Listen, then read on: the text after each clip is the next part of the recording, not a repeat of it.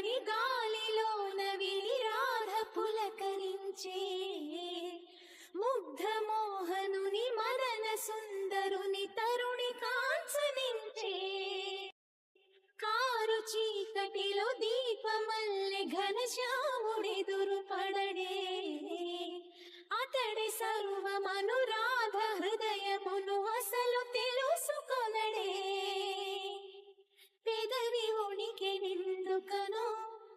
వయసు ఉనికి దేనికనో కాలమాగి నిందుకనో అడుగు పడదు దేనికనో నీ పిల్లన గ్రోవి సవ్వడి వెనకాసిపోదా కన్య రాధా కృష్ణ రావా రావా కోరింది నీ రాగా మెచింది నువ్వు లేక